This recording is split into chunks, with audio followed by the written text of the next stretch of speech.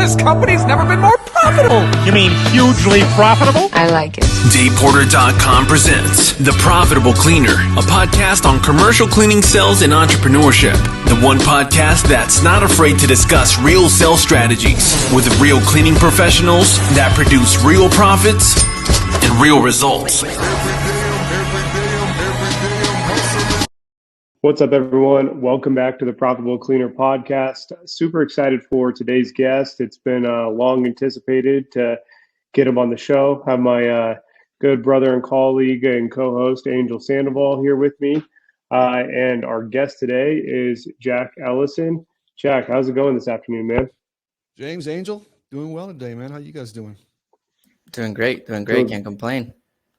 But I appreciate the opportunity to be on the podcast. No, appreciate the opportunity. You guys, I bumped into you a few months ago and love the content you're putting out. And again, I appreciate the opportunity to be here today. So thank you. Yeah, absolutely, man. Why don't we do this?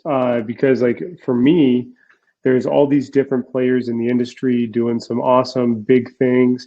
And frankly speaking, you kind of just popped up, and I'm sure you've been around a while and all of that, but I don't really have any backstory on who Jack is and kind of how you got introduced to the industry. So why don't we just start there?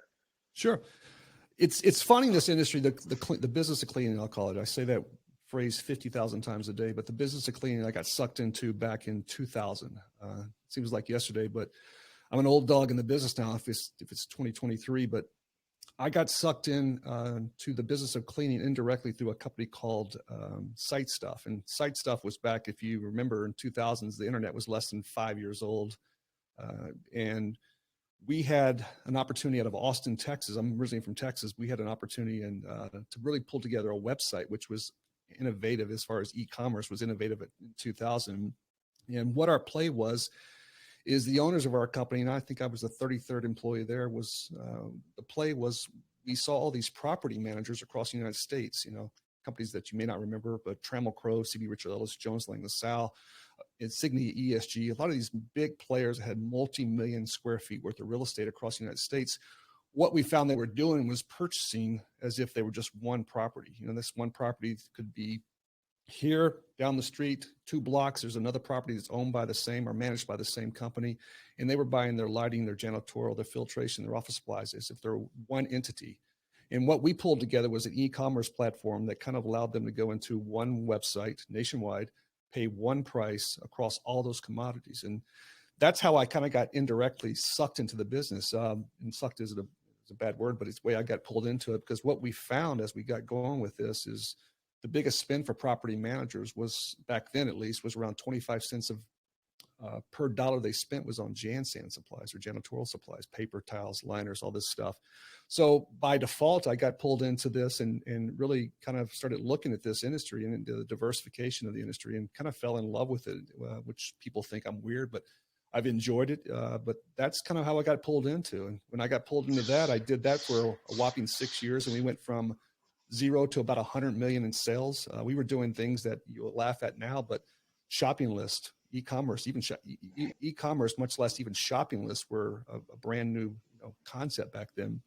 And from there, I met a company called Spartan Chemical in part of our launching, and I heard really great things about them. And when we kind of hit that 100 million mark and we pretty much got sold out to another entity, Spartan came a call, and then I was a divisional manager for Spartan Chemical for 12 years in the Northeast and Caribbean. And there's a whole story why I got the Northeast and Caribbean, but I really got further down the rabbit hole with the cleaning industry and really learned a lot through working with Spartan Chemical for those 12 years and really working with distribution across my territory with my guys and gals, and just really fell in love with the industry and continue to kind of move my way through the industry as I go along. So that's the short story. Awesome. Yeah, I can see a lot of experience there. Spartan, EVP, and now you're with Cleanslate. What's the Cleanslate group? So Spartan, I got tired of. I was living in hotels, and again, they said I didn't have to travel as much. But the reality is, if you're working for a manufacturer and you oversee a large, division or a large territory, and I had, I think, 12 people working with me at the time in the regional capacity, but I was traveling over 200 nights a year and just got tired for 10 plus years of traveling 200 nights a year, and had young kids growing up and playing sports. And started missing some of that and realized that I don't get those days back or those years back. So I decided to go work with one of my, one of my customers, EBP Supply. And I remember walking into Meredith, the owner at the time, and I said, listen, I'm looking to jump over to you guys. I know we're talking hot and heavy, but I don't want you to sell. Are you going to sell? If you are, I'll probably stay at Spartan. But if you're not going to sell, and she said, no, I'm not looking to sell. And naively me, I believed it. And again, she wasn't looking to sell at the time, but 2 years to the date, Imperial Dade acquired them. And God bless Imperial Dade. They're a big, bad machine, and they're making hayway. They're making hay right now with all the acquisitions they're doing and just growing leaps and bounds. But I just didn't feel the vibe of I could move the needle there, and made a personal decision that I wanted to go somewhere where I felt like I could move the needle. And a company had been courting me for about 6 months called Cleanslate. And Cleanslate has a niche business within the industry, and they're really focused on manufacturing laundry, warewash, and housekeeping chemicals, which I had experience with. But they had a niche that they had ends with a large number of assisted living, nursing homes, not hospitality, but healthcare related industries. And they were looking to really branch out across the United States. And I saw it as a way to step into, and knowing the business, knowing the distribution, knowing the country that I know, I felt like I could move the needle there. And I joined these guys about a year ago, and I've been doing that full time with them in the capacity of a vice president of sales and distribution. So it's been a wild ride. I would equate it to the growth that we're going through is crazy. It's insane, but I equate it very much to the site stuff days of a startup environment. It's a lot of, we're building a lot of things. We're getting a lot of great partnerships. As we grow, we're in 25 states, I believe now. And I think within the next 2 years, we'll be in all 50. So the growth that we're seeing there is, it's been fun, but it's also exhausting. So. You've been a busy man in this industry, it sounds like. Before we jump into kind of janitorial specific and what you're doing with Cleansquare, I want to ask you a question about something that you keep saying, and it keeps coming up already in this short time. You talk about the love of this industry, the love of this industry. It kept pulling you in, and you just found yourself loving the industry. I have talked to multiple people that say the same thing. They all have very similar but different answers. What do you love about this industry? I think we're all a little crazy for liking the industry, but I think that's a good crazy, quite honestly. I think first and foremost, I think anyone in this industry that's truly passionate about it are typically organized individuals. I think I consider myself organized, maybe not as much as I would like to be some days, but I think the ability, the organization, the fact of taking something that's not organized, dirty, like a better word, and cleaning that and helping clean that through processes, through products, through procedures, through people, is something that's very strong. I think the biggest thing I do like, and I think this is the people I know, the contract cleaners, the sellers in the industry, the manufacturers, is diversification in the business. And what I mean by that is, within this space, within this business, there's not many places that you can walk into, Grand Central Station one day, or, walk into a Class A 3 million square foot property and work it from the top down. And then the next day you're in a nursing home with 50 beds, then the next day you're in a school with, 500 people. Then your next day you're in a food processor. So that diversification of just every day's different, and it's not the same hum, every day. And it's always something. And quite honestly, we learned through COVID, it's not a bad business to be in. I will admit, my first few years in the business, I was like, crap, I went to school and I'm slinging chemicals and I'm cleaning toilets and I'm doing this. And I was a little bit embarrassed by it, but I started thinking about it, what we're doing and what we're selling, especially during COVID. I go, wow, I'd quite honestly rather be in this business, being a janitor or own a restaurant or own a bar or, whatever it may be, because these guys took a kicking. And I don't know about you guys, but I was more busy. My companies, the employees I worked with, were more busy during the last 3 years than we've been in our entire career. And again, we've been pretty busy. So I think it's been a really great industry. It's a safe harbor that I'd like to consider a safe harbor, because I don't think anyone's going to stop cleaning, which is great.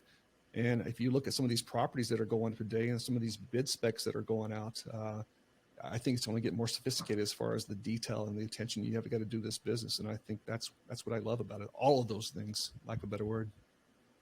So quick question. So being on the other side, right? So you're not like the one, you don't have a commercial cleaning company, but you're partner with commercial cleaning companies.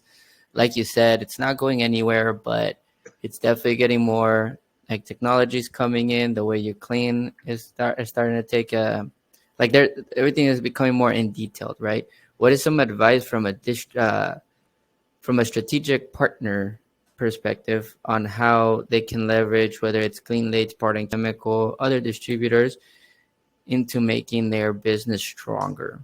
It's a good question. question. It's a big question, and I'm going to ramble. I ramble a lot, so if I Go do, I for it. apologize. We will guide your ramble.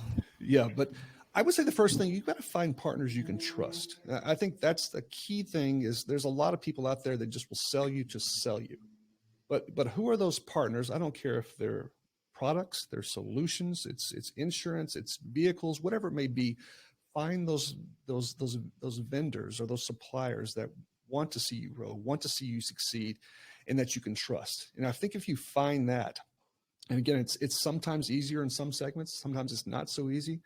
But if you can find strong partners that you can trust and that are really committed on your growth, because when you grow, they're going to grow. I think that's the first step. I think the second step, and we'll talk about it later, but I have a podcast of my own that I do, and I have two, the Chasing Dirt podcast, and then the 10,000 Sales Calls podcast. And I had a vendor on last week called Aspire Software, and I'll speak about Aspire a little bit, but really the software piece, people don't really think about what software can do for them. You know, I used the analogy last week that, 20 years ago, people were like, let's use a fax machine. I don't need a cell phone. Now try to take a cell phone away from somebody. The technology that you feel like the power you have in your hand when you're doing that, your ability to do things at scale with technology is crazy. And the softwares that I see coming out, even the technology with robotics on equipment, the autonomous robots, but also the productivity rates. I think you got to embrace the technology. If you're not embracing software and technology, you're going to be left behind, because the days of slinging a mop are leaving very quickly. Again, you'll still have needs for that, but if that's your whole business, that I've got a mop, we had Angel, you'll laugh at this, but we had a motto back in Texas, or a joke back in Texas, that if you had a truck and a trailer, you were in the landscaping business in Texas. The same can be said about janitorial. It's a low cost of entry, but if you're walking in saying, hey, I can get a mop and a broom, and I'll be in business. Yeah, you'll be in business, but you'll be in the most unprofitable business there is, and the business you most likely will not want to have. So that trust and embracing technology, whether it be software, whether it be tools, whether it be equipment, always looking at where the puck's going, because I think that's the biggest downfall I see with some of these contract cleaners that I've worked with, is they'll look at that floor scrubber, or they'll look at that software package and go, that's $10,000, $15,000. I can't afford that. You got to look at it differently. You cannot look at it as if it's 10 or 15,000. You've got to look at it as, wow, for 15,000, I can do with that machine or that software what it takes 2 or 3 people to do 40 hours a week. And if you do that and you really look at it that way, I think you'll be surprised what comes out of it. And more importantly, what will come out of it will be basic scale. What am I saying? Are you looking at scale? And I think that's the biggest thing. People don't, again, I'm rambling, but I want you to think about leverage and scale. And I use that a lot in a lot of my talks. But if I say, what is leverage and what is scale? People say, well, I know what it is, but I really can't verbalize it. And the way I simplify it is, leverage is, if I use the analogy of my old sales force. If I gave you an axe and said, go down, cut down 100 trees, or I gave you a chainsaw, what would you choose? Everybody would choose a chainsaw, right? Because it's more effective. So if I said at the same time, I said, I'll give you a chainsaw, and I've got 10 people behind you with either axes or chainsaw, you take. Well, either way you win with that, but you want them to take chainsaws as well. And I think there's organizations out there that got a lot of chainsaws behind you that can come cut those trees down, close sales, improve operations, but you got to tap into them. You've got to trust them, and you've got to lean into what they're bringing to the table, because the technology that's coming out right now is going to take some companies very quickly to a lot of growth if they embrace it. So that's a long answer, but that's my answer. No, I like it. So I used to be in distribution, and at least I used to be in the distribution of plastic pellets to big manufacturing. So talk about worth by the quarter of a penny type of conversation. Yep. And big projects. Now that type of sale was different, right? Of course we would get new accounts, but it was a mature market. And so it's mainly account management, right? Like the chances of someone building a manufacturing plant every year, depending on your territory, are low, right? In cleaning though, it's not, because of the low barrier of entry, there could be a lot more players every single year. Absolutely. So let's say that I'm a player, I'm doing about 5 mil. I have a workforce of about like 30, 50 employees, let's call it, something around those lines. And I'm starting to realize, Jack, that I can't do it on myself. How would you go and begin the process of a strategic partner, someone that manufactures, whether it's chemicals, or how do I even begin the process of vendor management? Because I know the reason I'm doing this is we'll jump into Cleansquare is I want people to understand the other side, right? We always talk about internal operations, but vendor management, picking the right vendor, working out the deals, like that could actually make or break a company because of profitability alone. So how can I begin the process of starting? Because I can't get trust right off of one call, right? How can I start vetting? I break the business down into 4 P's, and part of Cleansquare and in the side project just to kind of get my name out there and kind of just embrace the industry I love. I use the 4 P's. There's people, there's products, there's processes, and there's perceptions. You've got to manage those 4 things. Again, people, processes, products, perceptions. If you manage 3 of those, great. But you don't manage, let's just say the people, process, products, but you don't manage the perceptions, you're going to get fired. The customer's going to be unhappy. They're going to say, I want a lower price. You lost. If you manage perceptions well, but your products are not maybe selected properly and your procedures are not selected properly, you're going to be doing twice the work to get the results. So your perceptions are going to be good, but your profit's going to be low because you're basically not using the right products and perceptions. You got the wrong people in place. There's a whole nother issue. So those 4 P's, I think, in my thing, and that's where the square and Cleansquare, we'll talk about in a second, but that's where the square comes from. The 4 corners are the 4 P's. Again, people, process, products, and perceptions. I would look at this, too many folks that are getting into the business, I don't care, even the big contract cleaners. I know you guys focus on, helping contract cleaners and professional cleaners take it to the next level, but too many focus on the cost of the products. And if you really look at the cost of the products, if I came back to you, Angel, James, and said, would you rather save 10% on your labor through productivity, or would you save 10% on what you bought in supplies last year? And you'll be surprised how many people say, I want to save 10% on supplies. Well, that's okay. Worst case, let's just say best case, it's $100,000. You save $10,000. But if I can make those 50 employees just 5% better, what does that work to on an annual basis? That's the game you got to think about, and that's where software comes in. That's where floor scrubbers that cost $25,000 or $30,000. You look at it's way too much, but I don't think people look at the time studies that the ISSA comes with. That floor scrubber can do 10 to 15 times, if not 20 times as much work in an hour than a person slinging a mop or a broom. And I think these are the things you have to look at. But I would start with the 4 P's. You want to find good partners on the products, but I'm really looking at my people, my processes, controlling the perceptions. You'll dial in some products that you're going to spend a lot of money on. Again, to your point, Angel, the trash liners, people beat each other on trash liners all day long, but I can't tell you how many times I've stepped into a contractor's that's beating everybody up on pricing, but you look at their trash liner in a trash can, and there's this much extra trash plastic hanging over the edge. You've oversized that container. So they're really anal about that. They're really focused on that. Let's look at the details.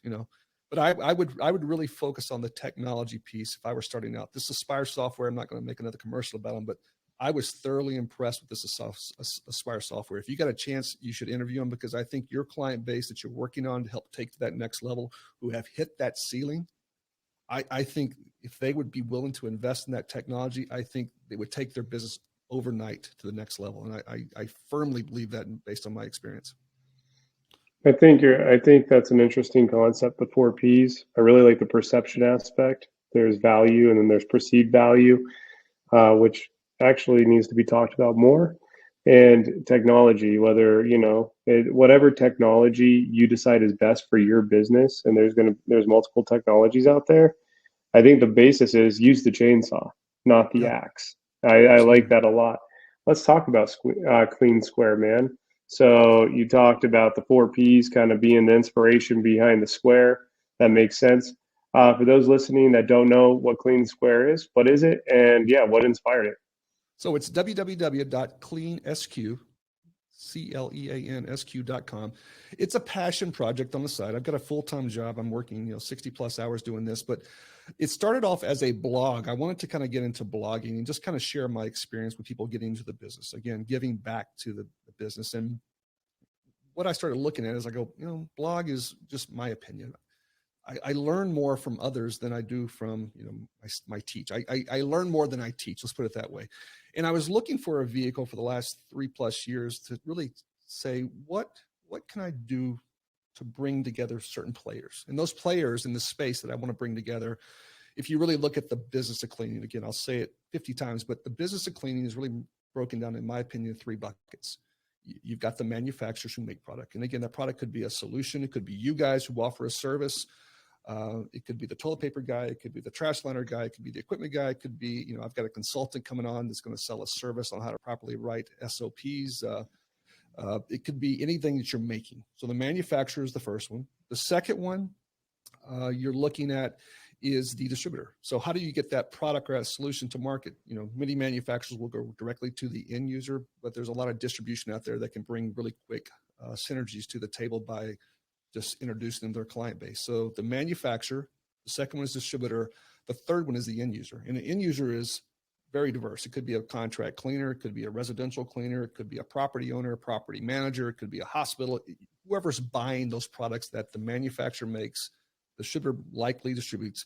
Those 3 clients, I was looking to kind of form something that we could have an open dialogue with, somewhere that these people can come together, because they do it right now within trade shows. If you go to any trade show, who's there? It's the manufacturer, distributor, it's the end user, right? So I was trying to think about a way to get these guys in, and I bumped into a software solution that allowed me to kind of create a community, lack of a better word. In that community, I've called Cleansquare. Again, www.cleansq.com. No charge. But what I'm looking to do is I started thinking about it, and I said, this is great technology, but you got Facebook groups out there. You got LinkedIn out there. I'm going to be competing with those guys, and those guys are big money, and they've got all this brain power going on. But I started listening to some other podcasts, and I started looking at it, and I go, you know what? LinkedIn really doesn't care about the business of cleaning. Facebook does not care about the business of cleaning. Maybe the person who started the groups care about it. But at the end of the day, at some point, if LinkedIn said to that group, that person that started that group, hey, we're shutting this group down, or we're going to put you on hold, you're gone overnight, right? There's no interest whatsoever to see you grow. They're just there to say, I want bodies in this space. We'll give you a platform, but there's really no commitment to the industry. And I said, what if I made something that was independent and that couldn't be shut down and had some responsibility, moral responsibility to really embrace the industry and say, listen, guys, this is an alternative. I think LinkedIn is great. I use it still. I think Facebook is great. I use it still. But if you really want to go to a space that you can get these 3 people kind of talking, what would that be worth? So that was the first concept. The second concept was I started looking, if you're going to do this, what's the problem? Well, the problem right now is the communication between the manufacturer, the distributor, and the end user. And I'll use Imperial Data as a prime example. I'm not picking on them. I'll use any distributor. But, the average distributor, whether you know it or not, has over 300 vendors. They're buying 300 from 300 different vendors. That's on the low end. Imperial Data is probably buying from 500, if you, quite honestly, counting the food suppliers and all that. And if you really think about a rep, and you start thinking about those vendors that they buy from, those vendors on average come out with 2 to 3 new products a year. On average, some come out with 4 to 5. But imagine if you had 300 vendors coming out with 3 new products a year. That's 900 new products. There's 365 days in a year. That means a rep's got to learn 2 new products every day. So all of a sudden, this disconnect's happening between the manufacturer coming up with a new product, new solution, to the distributor who helps them sell it because they can't absorb all this at once. And then the end user is kind of lucky if they hear about something, or they read a trade magazine, or they see a podcast. So what I'm trying to do is break down those barriers and help the manufacturers bring content to distribution that the distributors can digest at their own leisure, and they need to. So maybe they're riding in the car and go, I've never sold Aspire software. I've never sold Colo through GP, but I can watch this podcast as I'm headed there, and I'll know more in the 30 minutes that I watch that podcast. Time I get there, I'm ready to sell that thing, or at least have that initial sales call. On the reverse side, I'm doing a podcast for content for the website, and I'm trying to basically allow end users, distributors to learn about this products on their own time and really kind of fast forward the whole conversation. Because, again, I'm rambling, but most distributors will have a sales meeting. They'll bring 5 different manufacturers in. You get 20 minutes to pitch something that it's taking you 5 years to develop. That's not fair to the manufacturers, not fair to the distributor reps who are trying to learn. It's not fair to the end users who need to know about that technology. So I'm trying to bridge all of these 3 gaps, if you will, if that makes any sense whatsoever, because there's this huge fragmentation within the industry. There's this huge just gap of getting that solution to the right people at the right time. Quick question. Do you think there is such thing as people like I'm thinking if I was a cleaner, um, what if like now it feels like okay, but if I join Cleansquare, and I'm just thinking of their objections in my head. Sure. If I join Cleansquare and I join specific spaces, how do I know Cleansquare is not going to turn into like I'm just going to go get hunted by all these manufacturers or by these distributors because I'm basically jumping into a feeding frenzy of them pushing product. How does Cleansquare make sure that this is not for example, back in the day when LinkedIn started, right? Sure. Everybody knew that if you joined, it's because you were going to get recruited or to get recruited. It was like 90% recruiters. Now it's actually kind of swayed itself into, because of just content in general, into almost like a mini marketplace, right? But you know that if you're on LinkedIn and they're not in if they're in your industry, you're about to get pitched at one point. Yes. Right? How do you make sure, or what would you say to someone if they say, well, I already don't use LinkedIn because of that. Why would I want to join a Cleansquare? Well, the reality is, COVID kind of shut it down, but the reality is you're getting pitched every day anyway with something. And quite honestly, I applaud those, everyone's trying to sell something, right? I applaud those end users who take calls, warranted calls, because guess what? They're trying to sell their properties. They're trying to sell the spaces. So they're also salespeople. So salespeople who support each other. I encourage that all day long. But within the Cleansquare environment, it's no cost to sign up. When you do sign up, you do put a profile out there. And again, when you put the profile out there, you have the option to turn your chat on or off. So that's up to you. What we're looking to do, though, is not make this a feeding frenzy. What we're looking to do is connect people. Now, if people start taking advantage of that and we turn into a feeding frenzy like LinkedIn, that'll be a road I got to cross down the road. But I would rather if, right now, I don't know about you guys, but LinkedIn, I probably get solicited by 50 people that I have no interest in whatsoever what they do. I have no knowledge of what they do. Within the Jansan space, though, if a guy was pitching me on a Jansan solution, I'll use an example. Once at EVP, we got pitched through LinkedIn on a company out of Italy that was selling this upright floor machine. It was specific to the janitorial space. I looked at it. I made a determination. We called the guy. Next thing you know, we're ordering $50,000 worth of them. So people are not opposed to those situations because we're connecting the right people. But I think you're going to be bombarded no matter where you go. My commitment to you within the Cleansquare environment is that you're probably going to learn more than you're going to lose. And I'm not looking to sign up anybody. It's like a party. You don't invite every person in the world to a party. I want people who are committed to the business either today or long-term are looking to commit to the business. And if I can find people, I use the analogy of church. If I can find 1,000 core people that will join and go into this environment. And again, this environment, you think about this, and again, I'll ramble a little more, but within LinkedIn or Facebook, somebody comes in, they post something about a floor scrubber. They come in, they post something about a disinfectant. They post something about, hey, here's the right process to do this. What happens with those feeds? Those feeds come in. That's a problem too. But those feeds come in. What do? They go in, they go down, they go down. The likelihood of you going into LinkedIn, and you'll probably learn something. You'll go into it, you'll learn something. But if I really want to know about software, if I really want to know about consultants, or if I really want to know about autonomous scrubbers, or, hey, what's the best feminine product here on the market today, or this or that, within Cleansquare, there's all these spaces. I've got over 100 spaces that are dedicated to specific applications. Again, consultants, it could be toilet tissue, it could be autonomous equipment. And what I'm trying to do is rather than they can go into a feed and they tick down over time, but when they go into that feed, they also go into spaces. So let's just say I'm a property owner, a property manager, distributor rep, or whatever it may be, and I want to learn about something specific. I go into the website. I can see the feeds like any other website. But then I can go into a specific space to learn exactly all of the conversations that are occurring about that particular category. Again, trash liners, boring stuff. But I'm trying to eliminate this tick down effect that goes on, that you go in there and you maybe get lucky and you'll learn something, or maybe use something of interest that pertains to you. I want that to happen, but I also want you to be able to go in there and have a deep dive conversation, look at history of all of these conversations about this category, this segment. That's what I really want to do. And like church, if somebody goes once a week or once a month and comments something, they teach something, they say, here's what I did, best practice. And there's 20 other people that look at that and go, wow, I learned something. We just moved the industry forward. And the last point I'll make on this, and this is what is surprising for me as well, and I've opened this thing up, really hard in the last year, is cleaning is not just in the United States, right?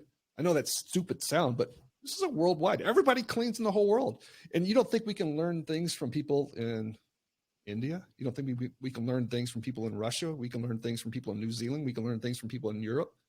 Absolutely. We're not the best practice here. And there's technology. There's a guy named Jordan I'm looking to get a podcast with who does a hand soap that's pretty innovative over in England. He's going to eventually one day want to bring it over here. But what is he seeing over there that could possibly come over here that all of a sudden, if I put the website out there and it goes on LinkedIn and it ticks down, 5, maybe 10 people see it before it clicks down, someone wants to come in and say, hey, what's the best soap option? What's the best option for this? All of a sudden, they're getting a perspective across the entire world and not just one guy trying to pitch something.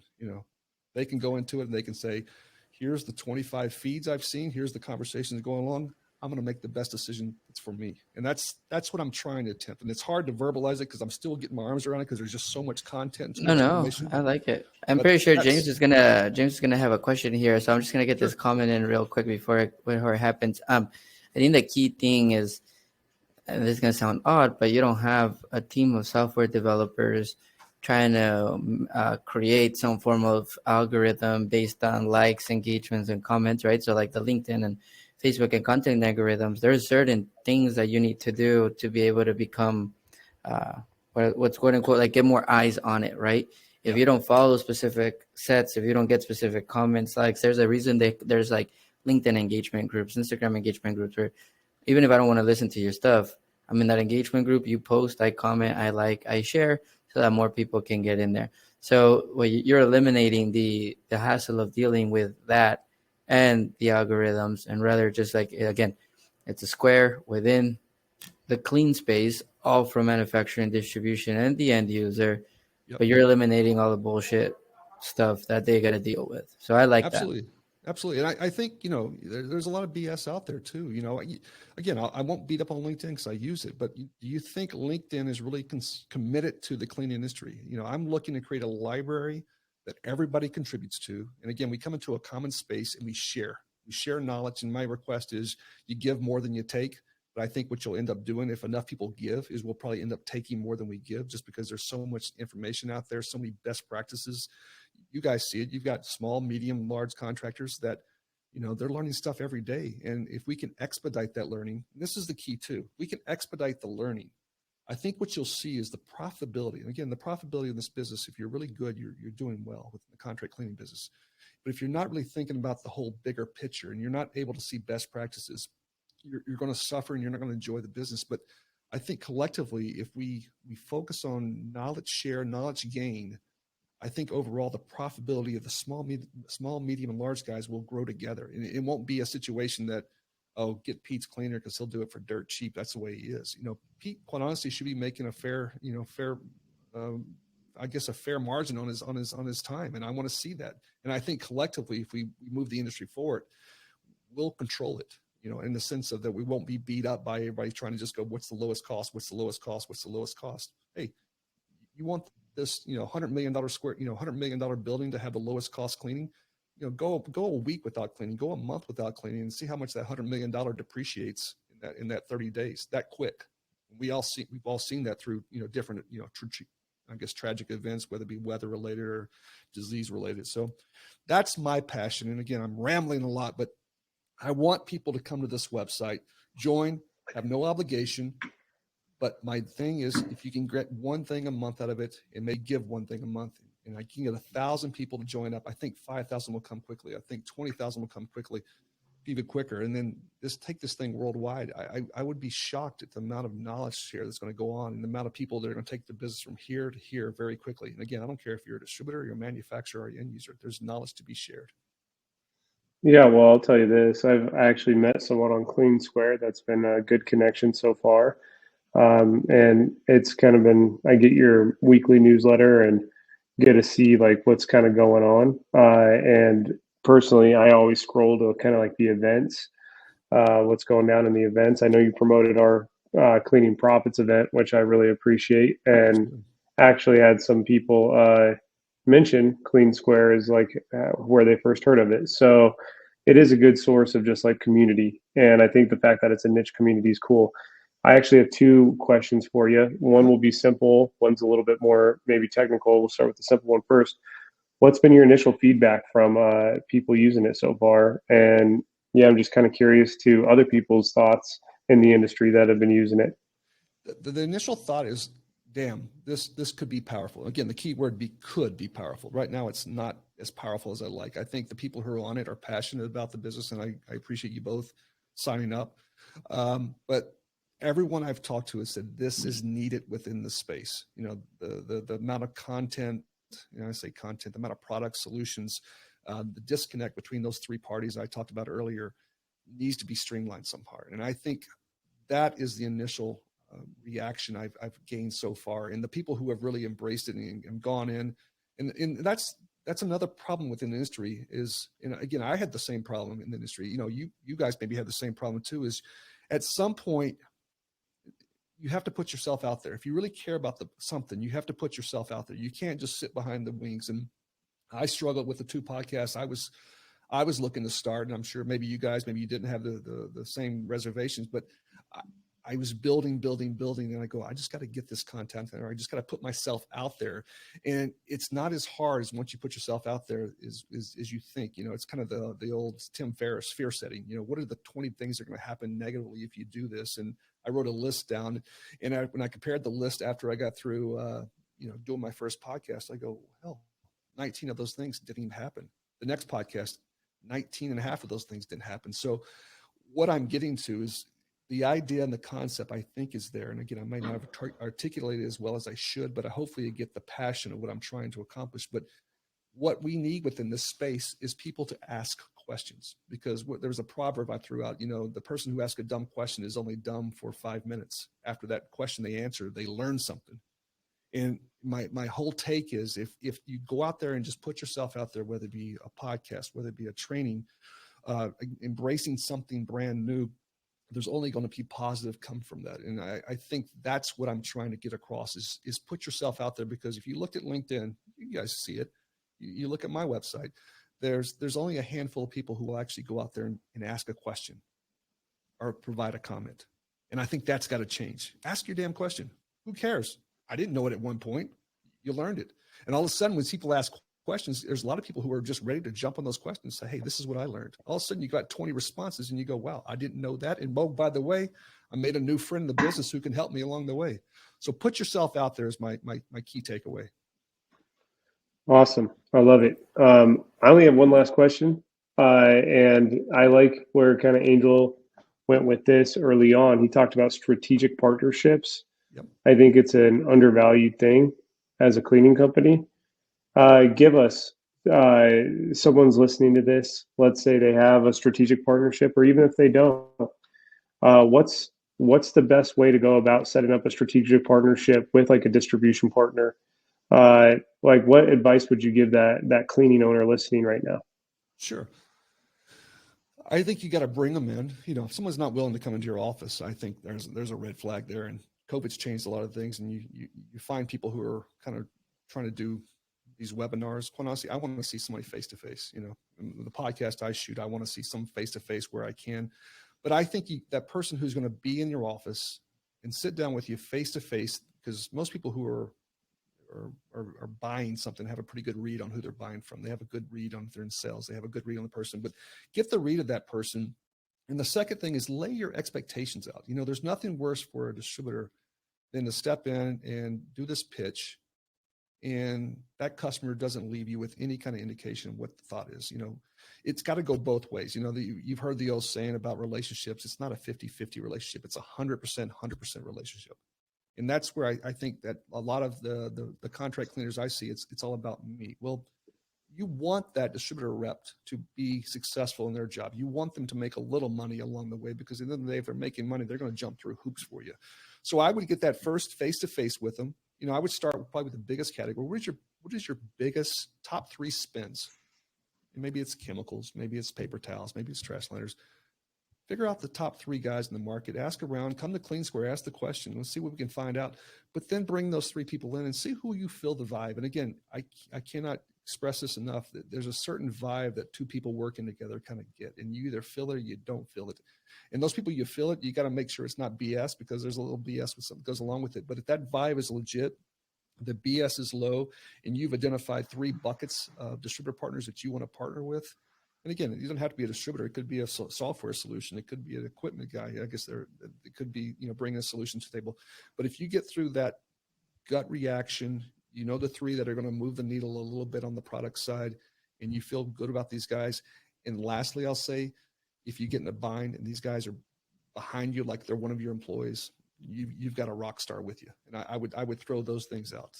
And again, a lot of contract cleaners need a lot of help. 11th hour, and a lot of these startups happen on Saturdays. They don't happen on Monday at 8:00. They happen on Saturday at 9:00 in the morning on a Saturday that no one wants to be out working. But those are the folks you want to partner with, because those are the folks that want to grow with you and want to see you grow. But don't take that and use it against them, because I've seen too many times that guys jump through hoops and all of a sudden, hey, I can save $1.50 on this trash can, and I'm not going to buy it somewhere else through, whatever it may be. And you just lost that ally, in my opinion. Yeah, I like the idea. I like how you said it. Like when you're able to, one, the vibe, two, obviously the business plan, and then the three, like it actually has to make economical sense. But I like the third one, right? They have to act. They almost have to feel like they're one of your employees, and vice versa, right? Yeah. Like I think sometimes if the distributor's there for you, vice versa. Someone says something about a distributor, find a way to put them in the table, right? Bring them into the table, in a strategic way. And really focus, though, when you bring those vendors in, you determine who those key vendors are.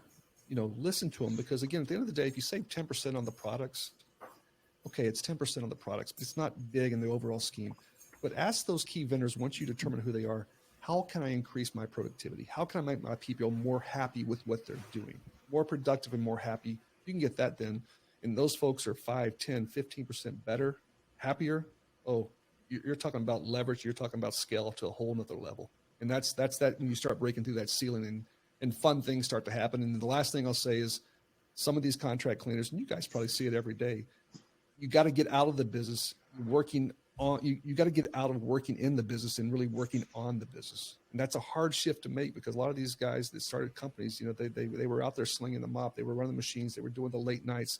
But at some point they've got to trust the system, let go of that vine they're holding on to, and say, I'm going to trust the processes I'm putting in place, and really try to start working on the business. Because if you're sitting there having to do everything and manage everything, you're not going to break through that ceiling, in my opinion. Real quick, before we call it here, because I have a question based on what you just said. Uh-huh. If I'm looking for vendors, because I like doing this. A lot of people don't do this. So whenever I'm seeking new vendors, whether it's marketing, sales, content, software, anything like that. Personally, because I'm a sales guy, like I grew up in sales, I come in and the call, like, sure, we'll build rapport and we'll get to know each other's personality. I think I know right away if I can click with someone, like you said, like Revive. I come into them and I say, these are my thought process. This is my current issue. These are my thought process of solving it. This is where I'm stuck. What do you think you can do? And then I already have like a formulated idea, but I bring them the whole situation to see how they think and their thought process. Like, I don't want to go through discovery. Like, I want to go through discovery if it's discovery leading towards finding a solution or a strategy that might work. Do you encourage anybody looking for vendors to come and say, hey, look, I spend more money in these 3 chemicals. I know that there's room for me to improve my productivity. I know there's room for this. If we said yes to bringing on your equipment or your supplies, what would the partnership look like? What ideas would you have? What would you need from me? Like, do you encourage them to be open that way and see what ideas the distributor or manufacturer might come up with? Absolutely. And there's 2 levels. When you bring a distributor in, you've also got a manufacturer behind you as well. So I would bring both those parties in. Once you decide who you want to partner with or dance with, bring both of those folks in, because the distributor will know a certain level of expertise. The manufacturer behind that, especially with the chemicals, will have a whole nother level of the detail. Same thing with equipment. Distributors will know a certain thing about it, but a whole nother level behind it. But, I'll joke when I say this, but it's real. You have 2 ears and 1 mouth for a reason, right? We need to listen more in these conversations and take those preconceived notions that you have, because if you've hit a ceiling, what's the other analogy I like to use? If you're doing the same thing and expecting different results, you're insane, right? Well, part of this whole thing, I was thinking about this other day for a reason, is a lot of people who are insane don't know they're insane. So you've got to realize you're insane as well. So you've got to make sure that these thought processes that you've had, you're hitting the ceiling, because you've got to break away from those. And that's where I would really just shut my mouth and listen and make a decision based upon what you think is best after you get that. Again, don't walk in with all these preconceived notions. You'll know what your operations, you know what your history is, but don't walk in when you got a brand new equipment guy or a brand new chemical guy that thinks everything exactly the same, because it's not. There's a lot of variables between the different manufacturers, the different distributors, and what they can bring to the table. And I think you got to listen before you start making decisions on that. So I know we're coming into the time. So one, cleansq.com, right? www.cleansq stands for cleansquare.com. You go in top right, you sign up. I would love to have, and again, I don't want everybody. Does it say, how did you hear about us on when you sign up? Yeah. If it doesn't, I want to see how many people from the podcast go and sign up so that we could understand the value of the podcast. Well, how about they do this? They sign up, and then they can DM you, direct message you, and just say, hey, what's up, Angel? What's up, James? If they can do that. But I'll see if I can add something to how you hear about us, because we have a functionality that you can add to, where'd you hear about us? But there's no cost. You join. Think of it like church. If you can come there and ask a question, get a response, hell, I'll answer the question for you. I think you guys are answering questions along the way, but it's in its infancy. But if this thing takes off, the whole thing is to give and take, and not be in an environment that you think you're being sold some BS. But all of these different spaces, we're looking to build all of this content that's going to be residing or housed there. So anytime you have a question about something, you're not going to a feed and maybe I'm getting lucky. You're going to a specific space on the website. You're saying, I want to learn about this. You're going to have more people giving you feedback than you ever thought. So that's my intent. I still have two questions. So go to cleansq.com, message Jack Ellison on LinkedIn, or message us that you signed up. Send us a screenshot. You can message him directly just so he could see that the podcast works. But if you don't, now I look terrible. So make sure you guys do it if you listen. So two questions for you. One, who do you recommend in the distribution or chemical space that you think would be a great podcast for you? Because we have not have chemical manufacturers or equipment distributors in the podcast yet. I would love to bring that to the podcast. Who would you recommend? I would. So there's. It's a good question. You're. And again, if I was ISSA answering this question, I wouldn't answer it because I've got to keep them all happy. I don't have to keep you exactly. But the 3 or 4 players out there that are really taking the industry by storm on distribution is you got Imperial Dade. They're acquiring companies left and right. I think they acquired companies now in Canada and Puerto Rico. So Imperial Dade would be one I would talk to. Envoy Solutions, based out of Chicago, they're making headway, and then Brady IFS is the other one. You've got the Veritivs of the world who've been around forever. You've got a lot of great local distributors as well. I'm kind of high on all. If you're a corporate client that you've got locations across the United States, probably some of those big players would be the people you got to play with. But if you're just in a particular market that you're looking for a good player, honestly, I love the local distribution just because they can bend and flex and move the ship a lot quicker. 100%. But if you wanted to hit with those top 3, Envoy, Imperial Dade, and Brady IFS would be 3 companies that would be worthwhile, because I think they're going to be moving and shaking along the way. And the thing about all 3 of those, as well as the local guys, is you think about it, how many people from Amazon have showed up in your cleaning operation and said, hey, I recommend this mop, or I recommend this thing. And yeah, you can buy the stuff there, but there's not people coming out to teach you and train you. It's just a transaction. And I would discourage away from people just buying from a transaction just because of cost, because yeah, you may save $100, but you just lost the opportunity to meet somebody that's probably going to save you $100,000 over the time that you work with that person. So that's my advice. And the final and all question. Here we go. How do we get on your podcast? You just got to ask. So you got 2 options. I've got the Chasing Dirt or how does someone get in the podcast? In case they're listening to this, they're like, dude, I have so much value for you. You ain't even ready. If you're passionate about the business, that's the first thing. I think you guys are definitely qualified for that. So I'm going to check that off. There's 2 podcasts. There's the Chasing Dirt podcast, which is kind of just sitting around, kind of shooting the bull about cleaning. We could talk about anything, whatever it may be. We're just generally talking about the business of cleaning. It could be about distributors. It could be about products. It could be about this. That's what that podcast is focused on. So if that's what you want to talk on, shoot me an email at jack@cleansq.com. We'll have you on.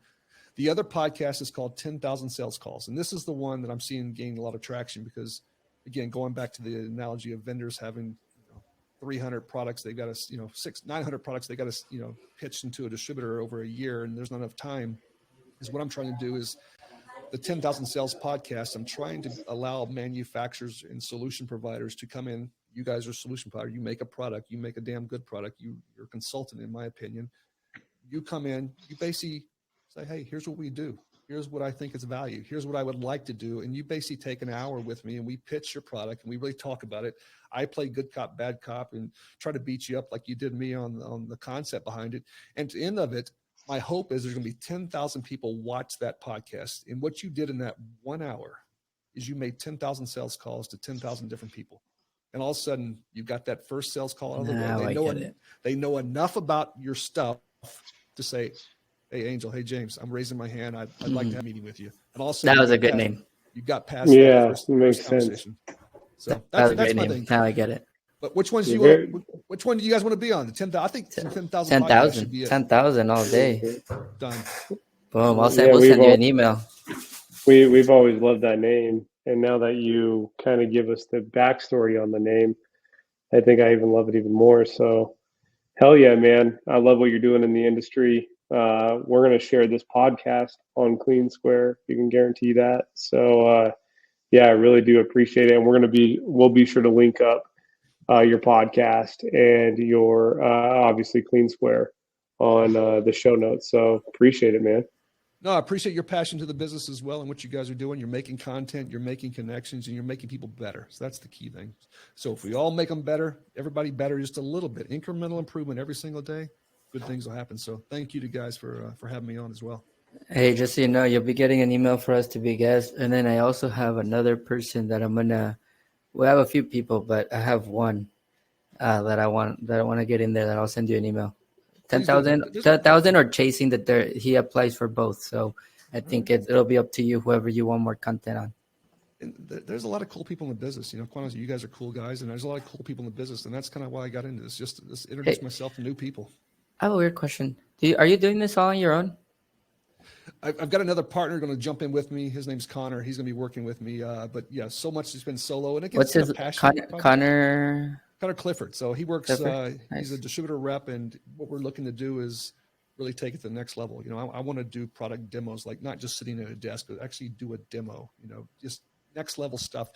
Even if you guys at some point, there's paywalls within this space that if you guys want to come on and say, hey, here's a space, and all of your guests, or all your not guests, but all your clients can go in and pay for an event, we can do that. You know, if you want to put all the content in here and it's got pay-per-view space, we can do all kinds of cool stuff. And it could be a one-time event. It could be a reoccurring annual charge. And I'm not looking to charge for things, but there's certain people out there that are putting content out that's worth paying for. And I guess I want to create a space that they can do that. So. And you're doing these 2 podcasts on your own and everything? Yeah. My check this. This is my studio. If you can see my studio. Look at that studio. That's a lit studio. These are my cameras. There you go. You can't see like we have a legit podcast. We need a setup like that. We don't even have that. Right. We just have Riverside. I'm in an old bank vault, so it's kind of cool. I'm in the old room where they used to take the money, and you count your money in this private room. So it's that is pretty cool. But it's fun. The money room. I appreciate you guys much, and yes, definitely. Let's get you on the podcast. And last thing I'll say is, if I can get from you guys, 100 people to sign up that you know onto, again, no cost in Cleansquare, I think I'm moving my boat forward as far as where I want to go, and I think they'll get some benefit out of it long term. So thank you again. Appreciate you. Thank you, man. so much, man. Appreciate it. Thanks, guys.